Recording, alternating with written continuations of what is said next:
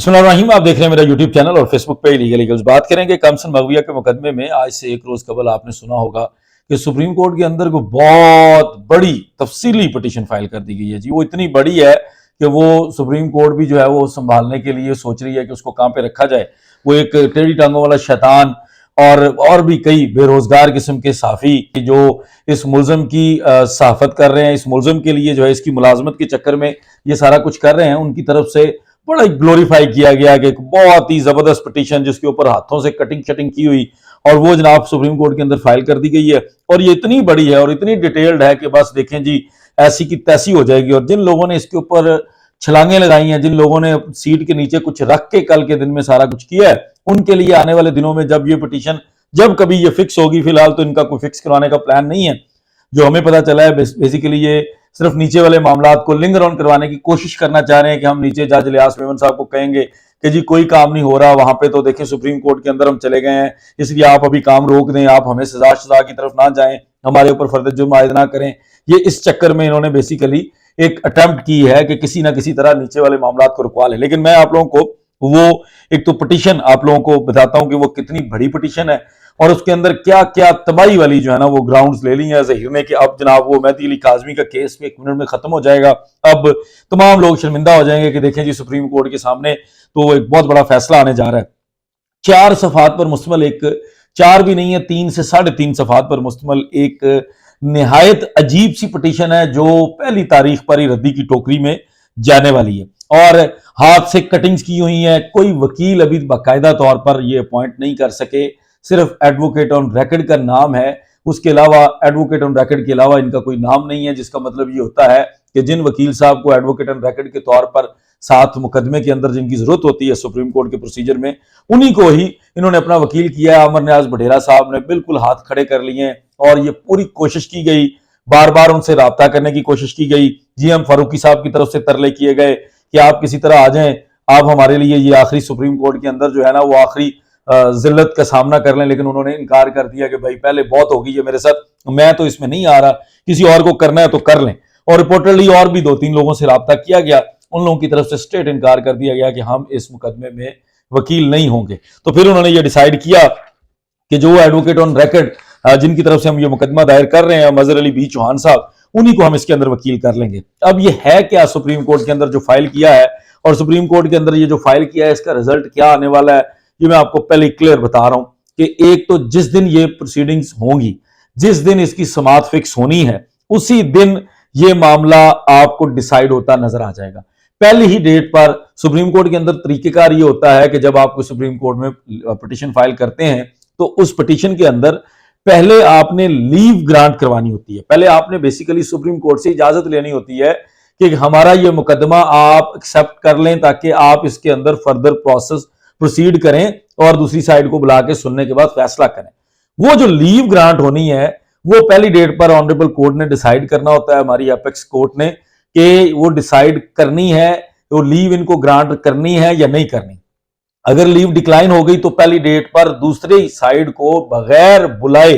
बगैर सुने ही मुकदमा खारिज कर दिया जाता है और अगर उन्होंने लीव ग्रांट कर दी तो फिर दूसरी साइड को बुलाया जाता है। ये तरीकेकार होता है सुप्रीम कोर्ट के अंदर। अब इनका वहां पे जो इन्होंने चैलेंज किया है सुप्रीम कोर्ट के अंदर, जो सलाउद्दीन पावर साहब की अदालत में कस्में खाने वाला और लेट जाने वाला मुकदमा था, जिसके अंदर अमर न्याज बढ़ेरा साहब, बहुत ही हमारे खास सीनियर दोस्त एडवोकेट सुप्रीम कोर्ट, वो कस्में खा रहे थे,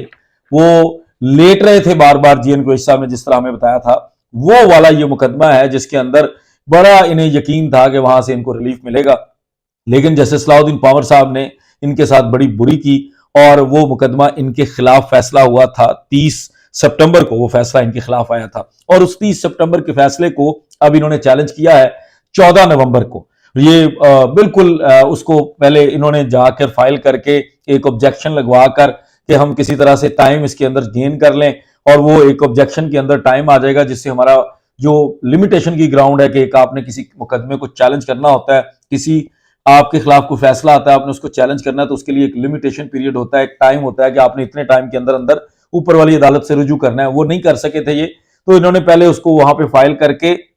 एक ऑब्जेक्शन लगवाया फर्जी सा, और 2 हफ्ते का टाइम गेन करके दोबारा 14 नवंबर को ये फाइल जो है ना वो कोर्ट के अंदर सबमिट हुई है, ये उसके ऊपर डेट मौजूद है। और 14 नवंबर को जो इन्होंने सबमिट की है उसके मुताबिक ये कहना ये चाह रहे हैं कि जस्टिस सलाउद्दीन पावर साहब का फैसला बड़ा गलत है जी। वो फैसला कानून की नजर में भी गलत है, वो फैसला जनाब फैक्ट्स के हिसाब से भी गलत है, और जो जज इलियास मेमन साहब हैं उन्होंने बिल्कुल सही कॉग्निजेंस नहीं ली हमारे खिलाफ जो उनको कॉग्निजेंस लेने से पहले उनको देखना चाहिए था कि हमें सजा होनी भी है कि नहीं होनी। हम ये समझते हैं कि हमें सजा नहीं होनी, इसलिए अब हम सुप्रीम कोर्ट में आ गए हैं और सुप्रीम कोर्ट से आप इस मुकदमे को सिरे से खत्म कर दें जो जज इलियास मेमन साहब ने 29 तारीख को फर्द जुर्म आयद करने के लिए रख लिया। आपको याद होगा मैंने फर्द जुर्म आयद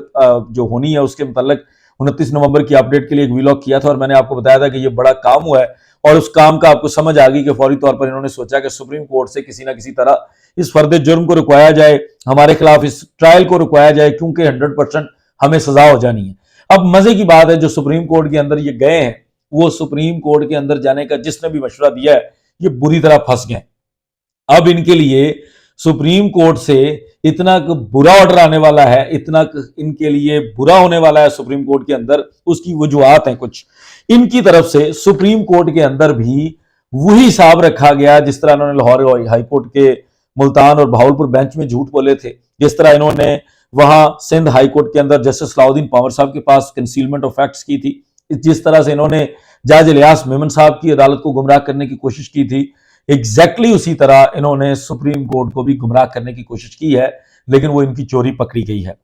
सुप्रीम कोर्ट के अंदर ये सिर्फ ये मामला जाकर बता रहे हैं कि हमने जस्टिस सलाउद्दीन पावर साहब के सामने इस चलान को चैलेंज किया, और जस्टिस सलाउद्दीन पावर साहब ने हमें यह कहकर वहां से फारिग कर दिया कि आप जाएं और आप 249 ए और 265 के वाली जो रेमेडी होती है कानून के मुताबिक उस तरह की रेमेडी अवेल करें, उसके बगैर हम आपको इनहेरेंट पावर्स के अंदर कोई रिलीफ नहीं देंगे। इन्होंने वहां पर अगेन सुप्रीम कोर्ट के अंदर जो कंसीलमेंट कर दी है जो पहले सिंध हाईकोर्ट में की थी, एक क्वेश्चन ऑफ एफआईआर इन्होंने एक सीपी फाइल की थी, एक कॉन्स्टिट्यूशनल पिटीशन इन्होंने फाइल की थी सिंध हाईकोर्ट के अंदर, जिसमें इन्होंने एफआईआर को क्वैश करने के लिए कहा था, और ये चीज इन्होंने सलाउद्दीन पावर साहब के पास भी छुपाई थी, जिसको जिब्रान नासर ने पॉइंट आउट किया था, और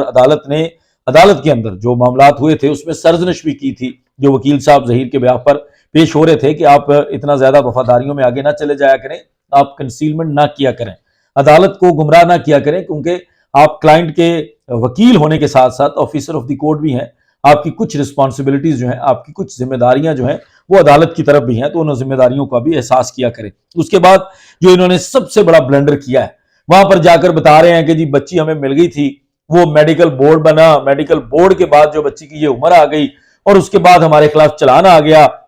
ये सारी बातें कर रहे हैं, और एक और ऑर्डर को गलत कह रहे हैं, जिस ऑर्डर के तहत सिंध हाई कोर्ट के डिवीजन बेंच के ऑर्डर के तहत बच्ची को कराची लाया गया था, लाहौर से मुंतकिल करने का ऑर्डर किया गया था, उस ऑर्डर के ऊपर भी बात कर रहे हैं, और उस ऑर्डर के ऊपर जो ये बात कर रहे हैं उसमें ये जिक्र नहीं कर रहे, या इनके पास इस चीज का जवाब नहीं है कि अगर वो ऑर्डर गलत था, अगर ये उस ऑर्डर से एग्रीव्ड थे, अगर उस ऑर्डर से इनको तकलीफ थी, तो आज तक इन्होंने उस ऑर्डर को चैलेंज क्यों नहीं किया। अगर आपको उसी ऑर्डर से मसला था कि वो ऑर्डर गलत है, ये वो ऑर्डर है जिसके बारे में इनके एक लाहौरी,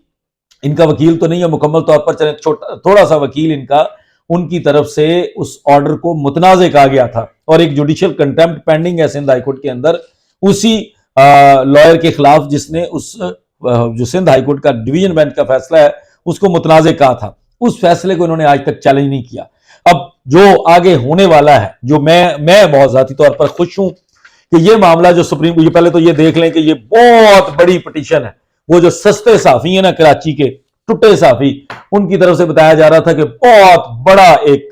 जनाब कारनामा किया गया, बहुत बड़ी पिटीशन फाइल कर दी गई है जहीर की तरफ से। सिंध सुप्रीम कोर्ट की जो कराची रजिस्ट्री है वो जगह ढूंढ रही है कि कहां पे रखा जाए, इतनी बड़ी फाइल है जो जहीर ने शुरू दिन से लेके अब तक के सारे हकायक रख दिए हैं। अब जो उसके अंदर से हकायक छुपाए हैं वो आपको टेढ़ी टांगों वाला शैतान, क्योंकि इसका मुलाजम है, और मुझे जो पता चला है कि वो जो तनख्वाह कम होने का दुख है वो जहीर उसको कॉम्पनसेट कर रहा है, कुछ पैसे मंथली बेसिस पर उसका वजीफा भी है, वो इस काम को सरंजाम दे रहा है उस वजीफे के बस, और उसकी तरफ से ये बताया गया कि बहुत बड़ी पिटीशन है। वो मैंने आपको बता दिया कि 3 साढ़े 3 सफ़ात की पिटीशन है और कोई रेलिवेंट बात नहीं है।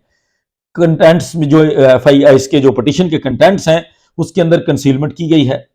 सुप्रीम कोर्ट को गुमराह करने की कोशिश की गई है। जो जैसे ही पहले तो ये होगा कि सुप्रीम कोर्ट ने इसमें लीव ग्रांट नहीं करनी, अगर कहीं सुप्रीम कोर्ट ने लीव ग्रांट करने का सोचा तो जैसे ही जिब्रान नासिर या उनकी लीगल टीम के जो भी सुप्रीम कोर्ट के लॉयर मेंबर होंगे वो पेयर हुए तो उसके बाद आप देखिएगा कि सुप्रीम कोर्ट से किस तरह से इनको किक आउट किया जाएगा, किस तरह से इस जो इनकी पिटीशन है उसको रद्दी की टोकरी में फेंका जाएगा। ये मैं आपको एडवांस में बता रहा हूं। ये बहुत अच्छा हुआ है कि मुलजम सुप्रीम कोर्ट गया है, क्योंकि अब सुप्रीम कोर्ट से जब ना होगी तो उसके बाद इनको समझ आएगी कि आगे हमारे पास अब कोई रेमेडी नहीं बची। फर्दर जो डेवलपमेंट्स हैं, जो आने वाले दिनों के हवाले से अपडेट्स हैं, जो सिंध हाई कोर्ट के अंदर प्रोसीडिंग्स हैं और जो ट्रायल कोर्ट के अंदर कुछ ब्लंडर्स नए किए गए हैं उनके ऊपर भी बात करेंगे। तब तक मुझे इजाजत दीजिए, बहुत शुक्रिया, अस्सलाम वालेकुम।